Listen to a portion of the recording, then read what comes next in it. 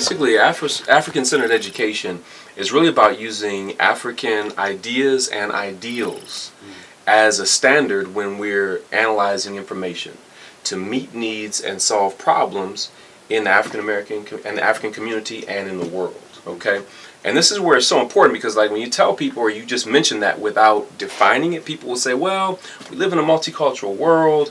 My child has to be able to get along in various cultural contexts given the diversity and everything. But that doesn't mean that you can't be African-centered. Being African-centered in your orientation means that you're coming from the best of our culture and using the best of our culture as a lens, again, for analysis and gathering information, and also to meet needs and solve problems in our communities. Well, what happens oftentimes is we're learning other people's cultural information. Even when we learn about our history and culture, we're learning it through someone else's eyes rather than from our own. And rather than, really being centered in the best of our culture, oftentimes our children are centered in the worst of our culture, which has been placed in broad media circulation all over the world. And so people get this idea of what it means to be black, that somehow the majority of us are pimps, players, criminals, and thugs and everything. Right. And so that misconception, that's why I was talking about moving from confusion to infusion, because there's a lot of cultural confusion going on out there right now. Speaking of that, we start off the show by choosing a topic out the bag, and luckily we got Black History Month. You mentioned the areas in which people start when they speak of Black History Month seems to be the wrong areas. Right. In your opinion, where would you say we as people or the people should start looking at Black history? Sure. The best place to start is in our classical civilizations, and that would be in the Nile Valley of Africa, Nubia, Kemet, and Kush in the Nile Valley of Africa. That is not only our classical civilization, that's the classical civilization for humanity. Regrettably, most people learn or get centered in the Greco-Roman periods, okay? And so many things go back to those periods. Nothing wrong with knowing about that history and culture and its influence, but there is a problem with knowing about that and not knowing about your own. And even how Nile Valley civilizations impacted and influenced the Greco-Roman culture. So that's a great place to start, because that is where we have the greatest repositories of African knowledge. So we can start in the Nile Valley with Nubia, Kemet, and Kush, and we can move to the West African empires of Ghana, Mali, and Songhoy. Okay, great deal of knowledge to be gained there. But then we don't have to stop there. We can look at what I call the majesty of the Moors, the African influence in early Europe. A lot of people are not aware that black people ruled Spain for almost 800 years, from 711 AD to 1492. And when I say ruled, the cultural influence spread throughout Europe, even though they were primarily in Spain, but the influence went all throughout Europe. The problem with what happens oftentimes with Black History Month is they start the story in slavery, or they start the story in civil rights. And so you don't get an idea of who African people really are. You really just get the idea that we've just been oppressed all the time, and that we never did anything of substance prior to coming here.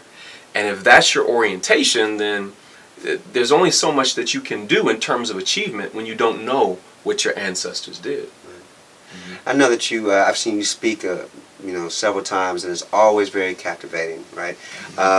And one thing, I have a few questions I would like to ask, but I'm just going to focus on this one now, is that when you are presenting this knowledge, and I've had some conversations with students as well, and when you bring up this idea of African, the image that they have of themselves, I think you were kind of alluding to that, it's warped and it's constructed, right, from an oppressive stance. So my question to you would be, when you're going out, or even looking back in your experience teaching middle school, how do you illustrate to young people that there's another and broader identity piece that they just have not grasped? How do you do that? And particularly, now this is a double part question, particularly whether you want to keep it to the classroom, or if you only have those students for 1 year, or whether you want to focus on some of your presentations that you might only have them for an hour or a day, depending on the presentation that you're making.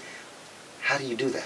And I'm so glad that you asked that, because African-centered education is not just the what, it's the how. It's not just the content, it's the intent. And so when we look at African-centered education, you got to look at not only the information that's presented, but how it's presented. You could be presenting African cultural or historical information, but in a very Eurocentric way. Because you're not using the modalities or the learning styles of African people. And so you're right, there's a lot of schools I go into, I may have only an hour with those students, I may never see them again. So I have to create rapport in a very short period of time. Right. Ashe. And I use Ashe and a call and response and so forth, and that's one of the ways that I do that. When I was as a classroom teacher, a lot of times the students would create the opening, because every year my students would ask me, Mr. Akua, where are you from? You know, and there was always a black child who would ask me that, and I would say, I'm from Africa, just like you.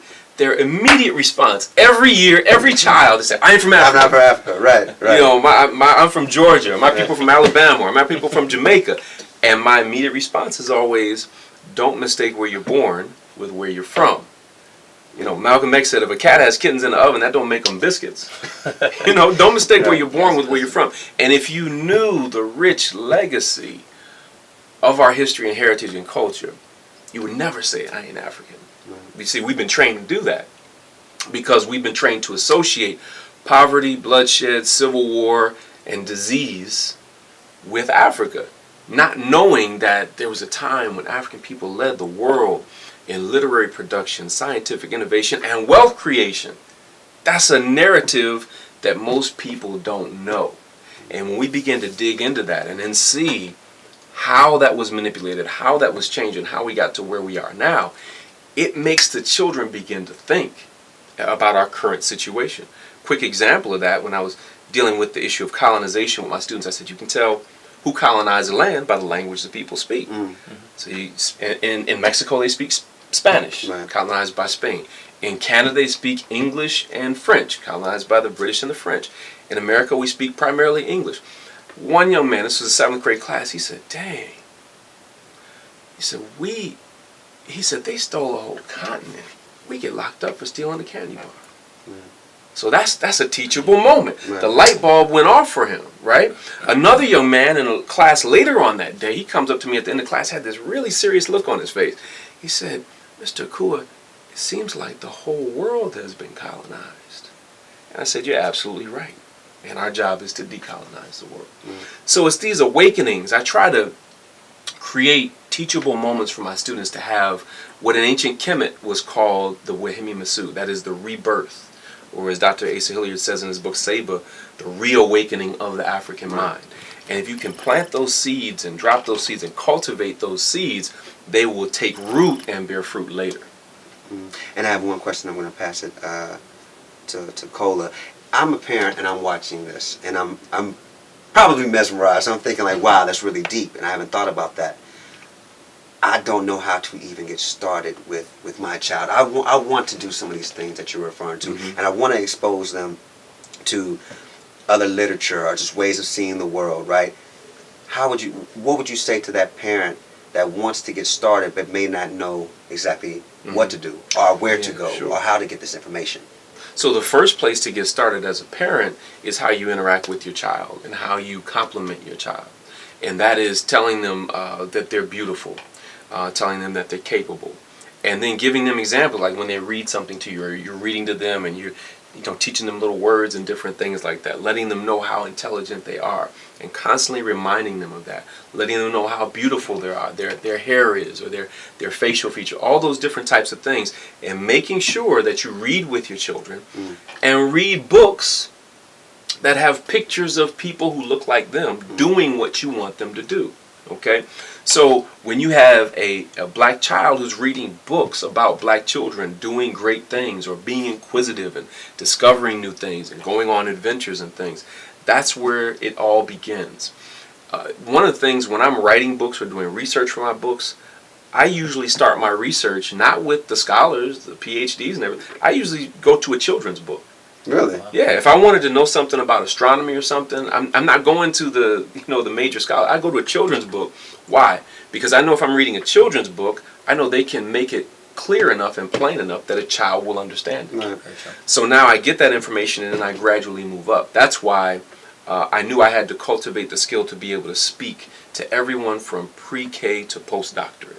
And that's what I deal with. When I'm going around the country and speaking to different groups, I have to be able to make it plain to whoever is in the audience. Malcolm X said something about that, right? About speaking Well, to. Malcolm said, or no, somebody said this about him. I think it was the reporter Louis Lomax, but don't quote me on that part. But whoever said this, they said that he had the ability to make the message so clear and so plain that he could be speaking to a wino on the street or a person with a PhD. Both of them would understand what he was saying, and neither would feel that he had insulted their intelligence. He was just a master teacher. I love it. Mm-hmm.